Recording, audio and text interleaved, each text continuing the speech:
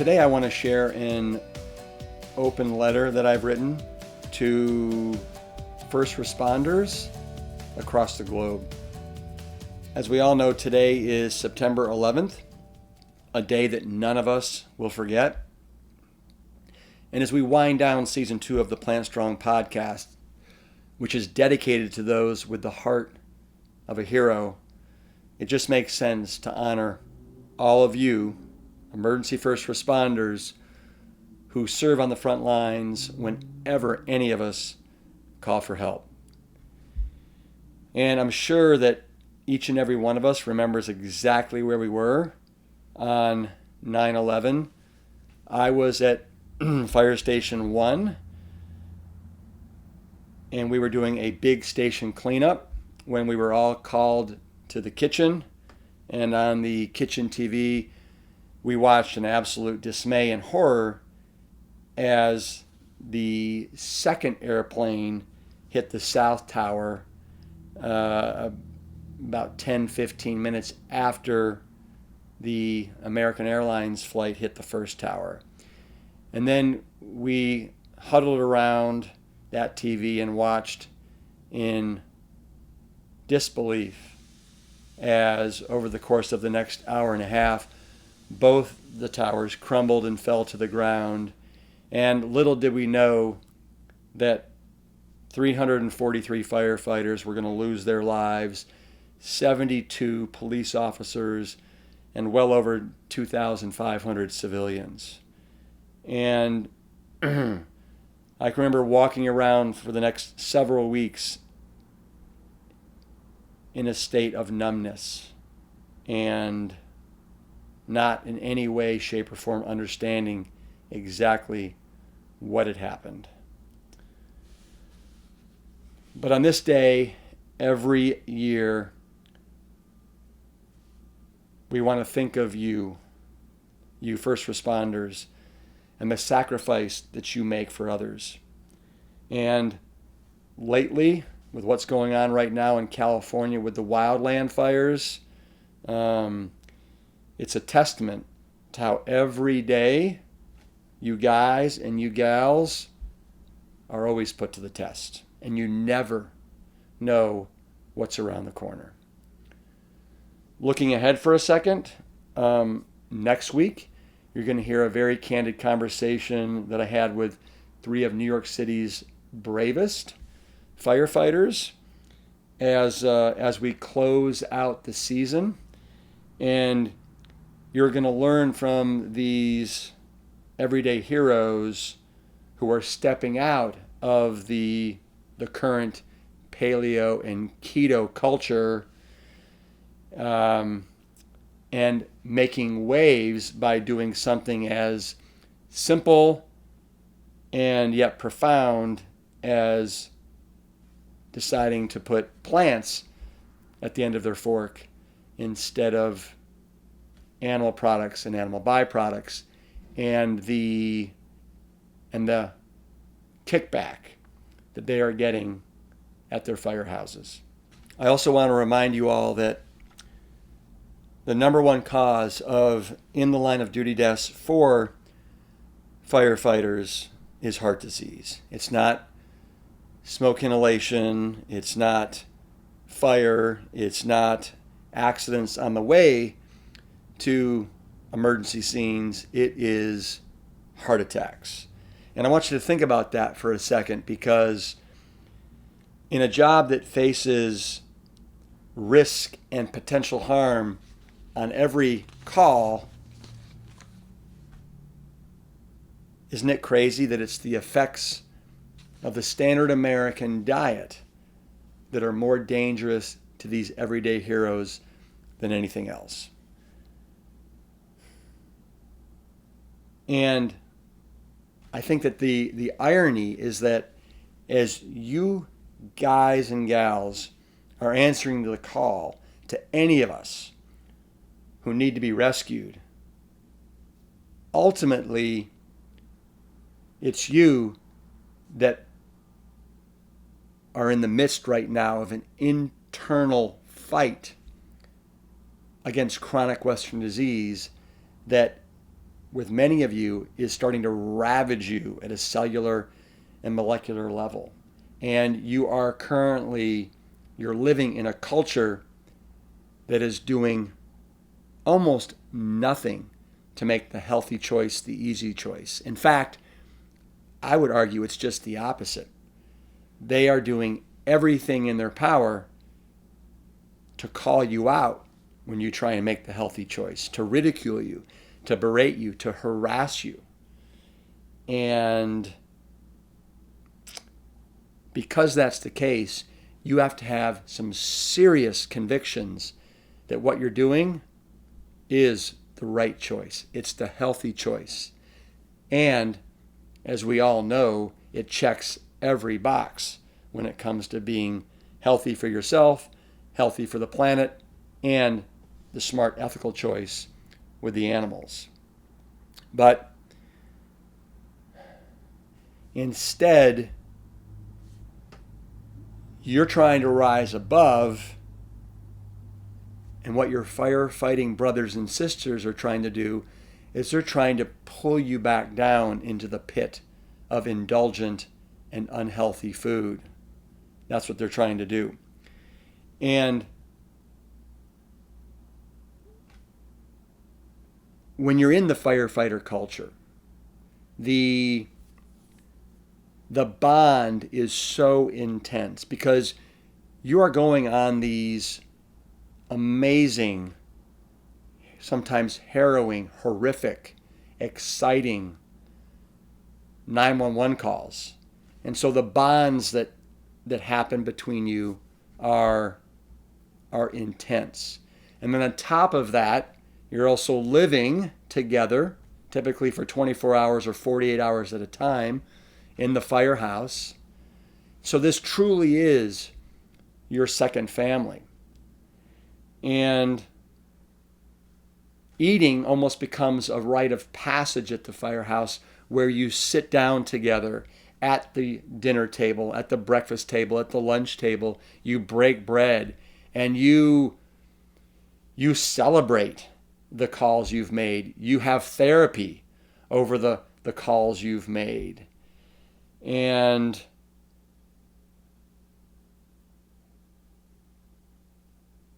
you try and figure it all out together as a family. But the irony is that after years of eating this way, this standard American diet starts to take its toll. And we all come out of the fire academy in the best shapes of our lives. And then slowly but surely, year after year, most firefighters' health starts to take a serious nosedive. And, it's little wonder. You live in this toxic food culture where the unhealthy choice is the easy choice, right? You're also being pressured to eat this way. It's almost this, let's see who can eat the most of this unhealthy food mentality. And so I would say each year in the fire department, on average, most firefighters gain between 5 to 10 pounds. And so you have these firefighters that were once at the top of their game when they came out of the fire academy, who are now hypertensive, they have hypercholesterolemia, prediabetes, and all these things are starting to stack and add up. And I want you to know that it's like this in firehouses across the globe, and even in Austin, Texas.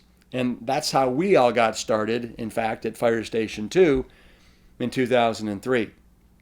So let me just give you a little history of how that transpired and how that went down. So I joined the Austin Fire Department in 1997, September of 1997.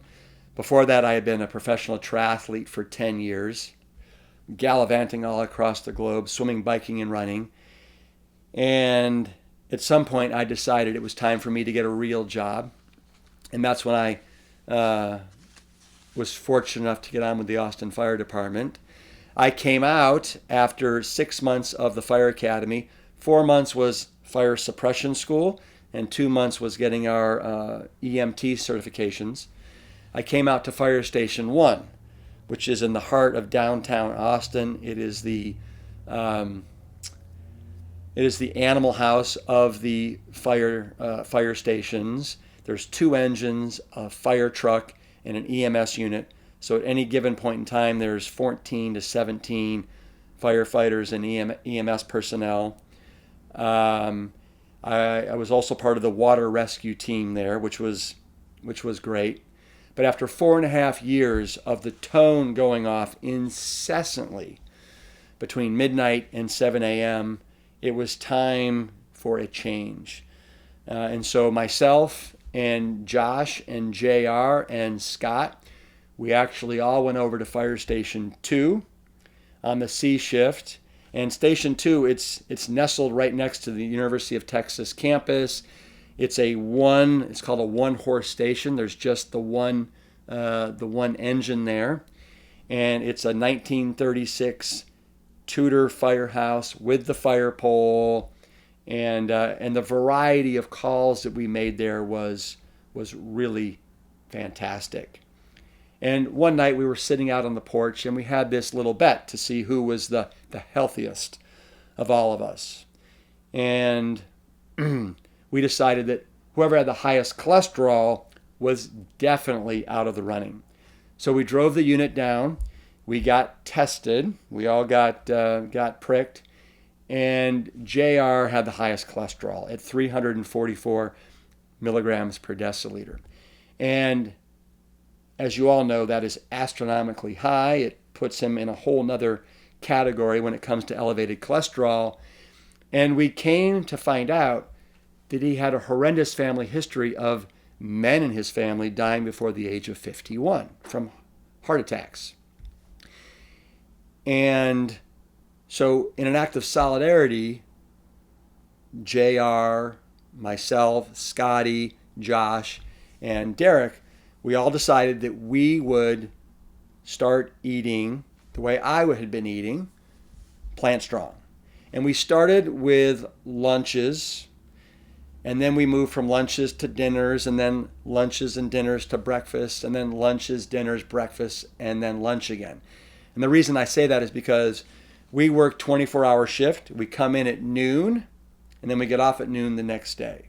So we're 24 on, 48 off. And so we started by making these healthy wraps. We called them the Almighty Healthy Engine 2 wrap. And it was a whole grain wrap. And inside it, we put brown rice, black beans, bell peppers, sauteed mushrooms. And then on top of it, we would put either a green salsa verde, a red salsa, or a red marinara sauce. And that was usually our go-to breakfast, our go-to lunch every shift. And then for dinners, we started making pizzas. We would roll our own whole grain crust. And then on top of that, we do either barbecue sauce or spinach hummus or a red marinara. And on top of that, we do sun-dried tomatoes and roasted corn and black beans, broccoli, spinach, onions, mushrooms. We do fajitas. And instead of doing beef fajitas, we would do butter squash fajitas. We would do tempeh or tofu or portobello mushroom with all the fixins, onions, bell peppers, salsa, guacamole on corn tortillas. We would make our own burgers made from black beans and beets and brown rice on a whole grain bun with sauteed onions and caramelized mushrooms. And we would do our own ice cream made from, instead of Bluebell ice cream, we would freeze mangoes and blueberries and bananas, and we put them in a blender and we make our own frozen sorbets. So It was delicious, and we absolutely adored it. And for breakfast, we would do whole grain pancakes, or we'd do steel cut oatmeal, migas especiales made from tofu, and we were loving it. And it became kind of a tradition for us to start eating this way. It filled us up. It made us feel fantastic, and it was drop dead cheap. And so when you're eating and that's how you feel about it, there's nothing not to like about it. And so we didn't care what all the firehouses said, right? They ridiculed us. They made fun of us. They belittled us. And you know what we said? We said, bring it on. Do your worst. Go for it. Because you can't touch us. We love what we have, and you're not taking it away. And they didn't. And in fact, these guys at the firehouse, they kind of morphed from medical time bombs to healthy superheroes. And so what happened is there's this juxtaposition between what we were doing and kind of the status quo. Most firefighters, especially in Texas, that's the land of beef, are eating lots of beef. But because we were bucking the trend, and we did something as crazy as just like bear down on plants, we got a lot of media attention. And so the New York Times did a front page article on the Metro section. CBS Sunday Morning did a segment on a bunch of firefighters eating a bunch of plants. NPR did as well. And again, I just can't tell you how much we loved and adored being different and bucking the trend and going against the status quo. And JR decided to do this not only at the firehouse, but also at his house. And so 28 days later, JR went back to the lab and got tested, and his cholesterol dropped from 344 to 196. So it dropped almost 150 points in less than a month. And he dropped about 14 pounds, felt fantastic, was sleeping better than ever, had no more gastrointestinal distress. So all good things. And after all the media caught wind of this, I was solicited to write a book about the escapades that we were having at Fire Station and 2. And so at some point I decided, you know what, I'm going to write this book. I can do it. And I spent 2 years writing the book, and I had all these pilot studies to show the efficacy of what happens when people eat this way. And the book came out in February of 2009. It immediately became a New York Times bestseller for several weeks. And when you get that kind of attention, certain organizations and groups don't like it. And that's what happened with the Texas Beef Council. They caught wind of what was going on with the Engine 2 diet, and they wrote a letter and sent a representative to every firehouse in Austin, Texas, all 42 firehouses, and they presented every firehouse with a letter that said, in light of the Engine 2 diet book, we want to present you, America's heroes, with these gifts. And know that nobody should be deprived of red meat. And so they gave every firehouse a fully cooked beef brisket, a how to cook beef cookbook, 100 different recipes, all these posters that had different cuts of beef on it, a I love beef apron, and all these barbecuing tools and lighters. And a couple days later, I got at least 50 phone calls from firefighters basically saying, hey, Rip, thanks for writing the book. We loved all the presents that we got from the Texas Beef Council.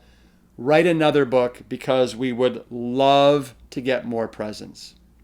Well, I've since written 3 more books, but I actually retired from the fire department in 2009 after the success of the Engine 2 diet and realizing that I could help a lot of people and save a lot more lives as a full-time crusader for the advancement of all things plant-based and something as simple as what we put at the end of our fork. And so I've written 3 more books. This is my full-time occupation now.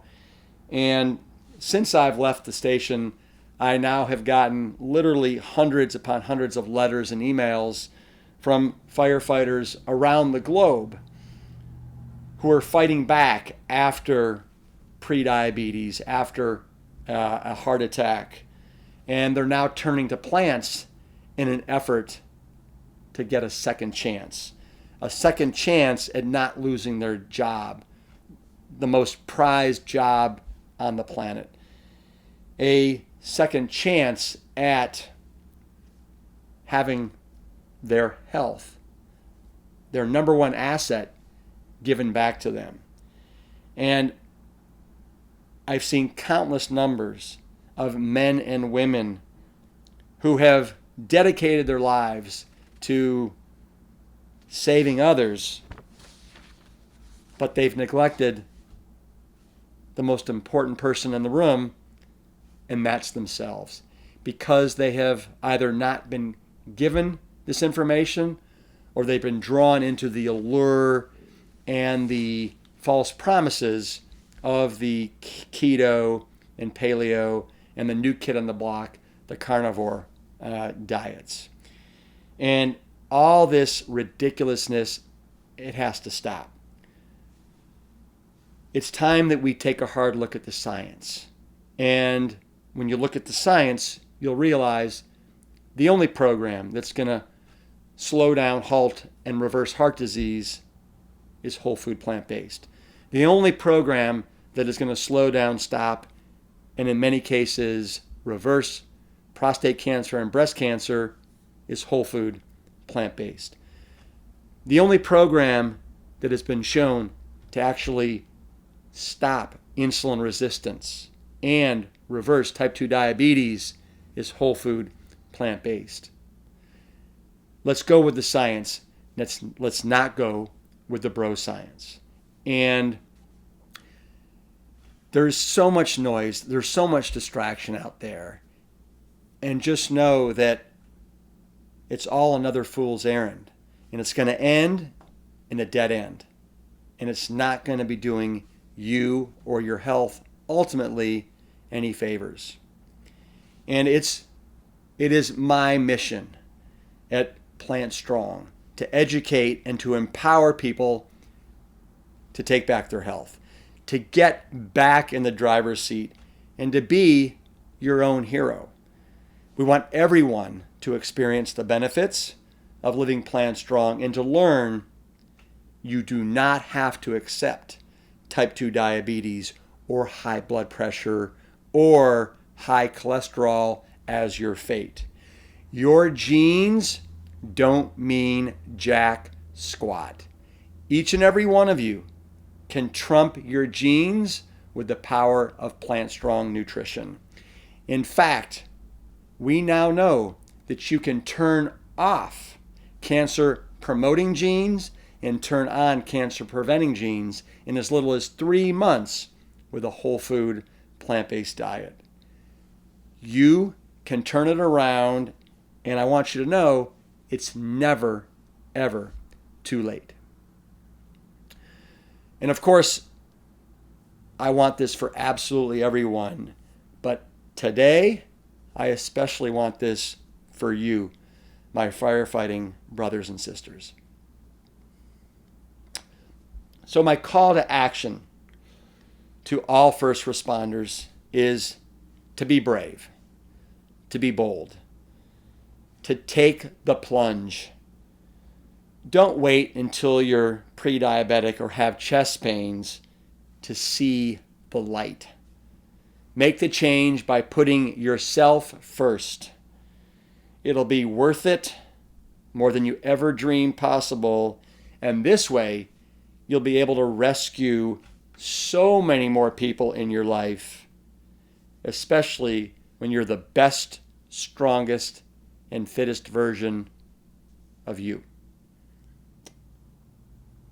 And because today is September 11th, I want to share with you that late last year, I was in New York City visiting members of the New York City Fire Department, including Joe Inga, who, as you'll maybe recall, was the heart of season 1 of the Plant Strong podcast. And he insisted that there was no way in the world that he could ever complete a triathlon, that it was something that, he dreamed about, but nothing that he thought he could do. And so that was our challenge to Joe, to become not only Plant Strong, but also to end the season by finishing a triathlon. And by goodness gracious, that's exactly what Joe did. And while I was in New York, Joe invited me to visit some other firefighters while I was there.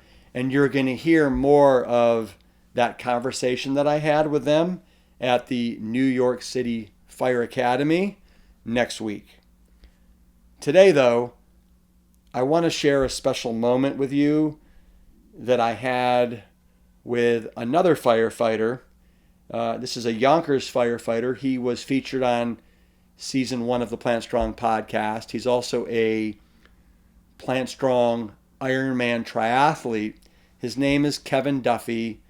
And while I was there, he took me down to visit where the Twin Towers used to be and to see the 9/11 Memorial and the Freedom Tower.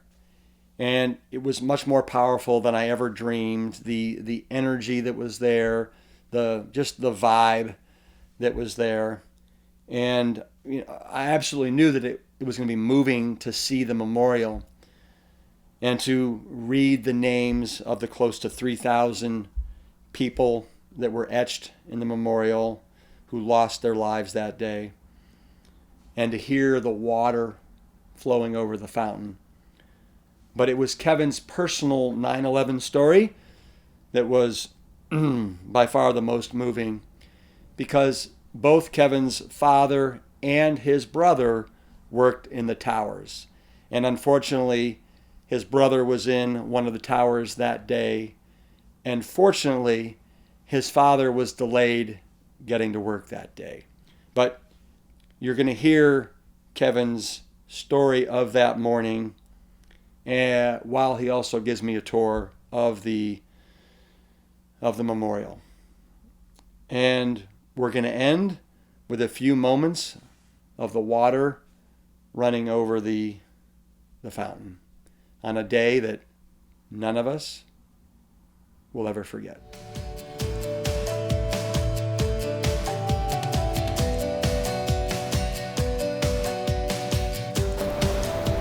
Is this the pool? So these are the pools. These are the footprints of where the previous building stood. I've never been here. No? No. Oh, it's pretty. No. It's pretty amazing. So when you say this is the footprint of where both of them, or is this just one of them? This is right one. here? There's an identical pool straight across that we can go check out. Wow. So you'll see. Actually, we're right. My brother's name is right here.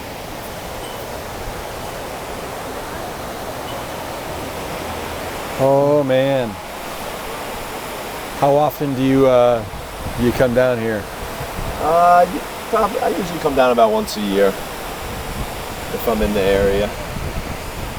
And will you tell me again, your brother was in which tower? He was in Tower 2, which is considered the South Tower. Mm-hmm. Tower 1 was the North Tower. He worked on the company he worked for is Keith Brewett and Woods. It was an investment bank firm. And they were on 88 and 89.